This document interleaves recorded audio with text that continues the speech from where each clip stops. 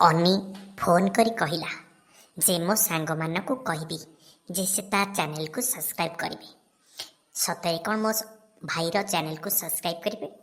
ଯାଉଛି, ଏଇ ତ ରାକେଶ ବସିଛି। ରାକେଶକୁ କହିବି ଯାଉଛି ସେ ମୋ ଭାଇର ଚ୍ୟାନେଲକୁ ସବସ୍କ୍ରାଇବ୍ କରିବ। ରାକେଶ, ଏ ରାକେଶ। କ'ଣ ହେଲା ମୋ ସୁଇଟ୍ ହାର୍ଟ? ଦେଖ, ମୁଁ ତୋତେ ବାରମ୍ବାର କହିଛି ଯେ ମୋତେ କେବେ ତୁ ସୁଇଟ୍ ହାର୍ଟ ବୋଲି ଡାକିବୁ ନାହିଁ। ଏଇ ତ ମୋ ଗେହ୍ଲି ପୁଣି ରାଗିଲା ଆଉ। ଦେଖ, ମୁଁ ତୋ ପାଖକୁ କୌଣସି ଏକ କାରଣ ପାଇଁ ଆସିଛି। କଟ୍ କଟ୍ କଟେରା, ମୋ ପାଖକୁ ମୋ ସୁଇଟ୍ ହାର୍ଟ ଆସିବ ପୁଣି କୌଣସି ଏକ କାରଣ ପାଇଁ? ବିନା କାରଣରେ ମୋ ଆଗରେ କର ତୁ ପ୍ରସ୍ତୁତ। ଦେଖ, ଏ ଫିଲ୍ମର ଡାଇଲଗ୍ ଆଉ ରାମାୟଣର ଡାଇଲଗ୍ ମୋ ଆଗରେ ମାରେନା, ବୁଝିପାରିଲୁ? ହେ ଅନାନି, ମୋ ସୁଇଟ୍ ହାର୍ଟଟା ରାଗିଗଲା। ନାଇଁ ନାଇଁ ନାଇଁ ମୋ। କ'ଣ ପାଇଁ ମୋତେ ବାରମ୍ବାର ସୁଇଟ୍ ହାର୍ଟ ବୋଲି ଡାକୁଛୁ? ଚଢ଼େଇଟା ରାଗିଗଲା। ହା ହା ହା ହା ହା। ହଉ, ଛାଡ଼ ସେ କଥା। କ'ଣ କହୁଥିଲୁ କହ।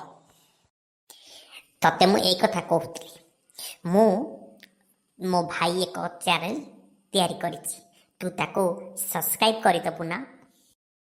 ଇଏ ତ ବହୁତ ଭଲ କଥା। ମୋ ଶଳା ପୁଣି ୟୁଟ୍ୟୁବରେ ଚ୍ୟାନେଲ କରିଛି, ମୁଁ ତାକୁ ସବସ୍କ୍ରାଇବ୍ କରିବିନି ଆଉ କ'ଣ ବାହାର ଲୋକ ଆସି ସବସ୍କ୍ରାଇବ୍ କରିବେ? Cut cut Katra. ଦେଖ, ତୁ ପୁଣି ତୁ ସୀମା ବାହାରକୁ ଚାଲି ଯାଉଛୁ।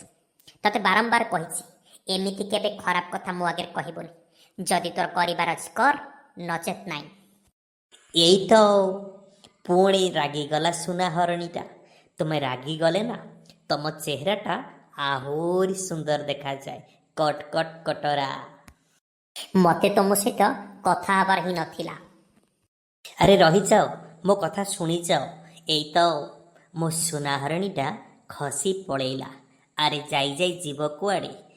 ତୋଡ଼ି ଆସି ମୋରି ପାଖକୁ ଆସିବ। Cut cut Katra.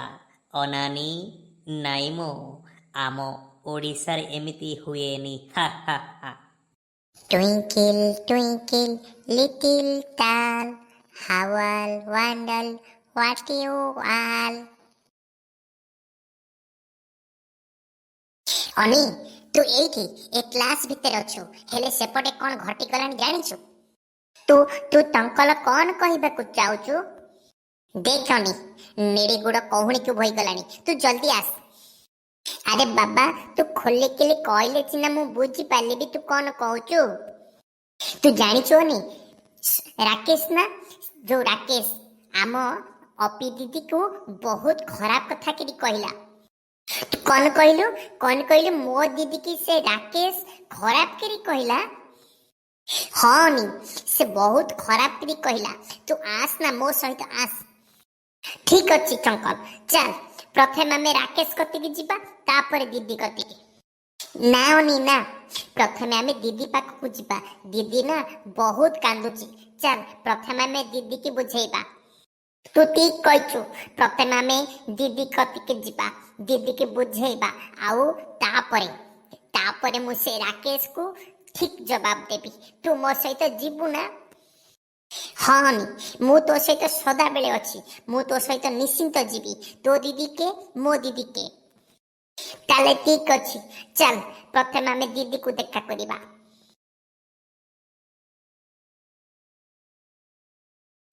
ଦିଦି, ଦିଦି ତୁ ଏଇଠି ଅଛୁ? ମୁଁ ତତେ ବହୁତ ଆଡେ ଖୋଜିକି ଆସିଛି। ତୁ କାନ୍ ନା ଦିଦି, ମୁଁ ସବୁ ଚୁନି ଚାଲିଛି ଚଙ୍କଲ ଠାରୁ। ମୁଁ ସେ ରାକେଶକୁ ଜମା ଚାଲିବିନି। ହେଲେ ଦିଦି, ମତେ ଗୋଟେ କଥା କହ, ସେ ରାକେଶ ଚାଙ୍ଗିଲେ ତୁ କଥା ହଉଥିଲୁ କାହିଁକି? କେବଳ ତୋରି ପାଇଁ ଅନି, କେବଳ ତୋରି ପାଇଁ। ତୁ ମତେ କହିଥିଲୁ ନା ତୋ ଚ୍ୟାନେଲକୁ ସବସ୍କ୍ରାଇବ୍ କରିବା ପାଇଁ, ସେଥିପାଇଁ ମୁଁ ରାକେଶକୁ କହିଥିଲି। ସେତିବେଳେ ସେ ରାକେଶ ମତେ ବହୁତ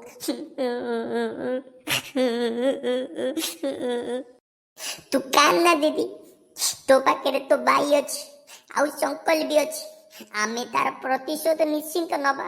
ତୁ କାନ୍ ନା ଦିଦି, ତୋ ଭାଇ ଅଛି। ତୁ ତୁ ସତ କହୁଛୁ ଅନି, ତୁ ସେ ରାକେଶ ପାଖରୁ ପ୍ରତିଶୋଧ ନବୁ? ହଁ ଦିଦି, ସତ କହୁଛି। ମୁଁ ସେ ରାକେଟ ପାଖରୁ ନିଶ୍ଚୟ ପ୍ରତିଶୋଧ ନେବି।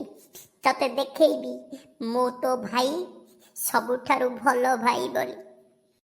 ଚାଲ ଚଙ୍କଲ, ଏବେ ଆମେ ଦି ଭାଇ ମିଶି ଆମ ଭଉଣୀର ଲୁହକୁ ପୋଛିବା। ତୁ ଠିକ କହିଛୁ ଅନି। ଏବେ ମୁଁ ତୋ ସହିତ ଅଛି। ତୁ ଯାହା କହିବୁ ମୁଁ ତାହା କରିବି।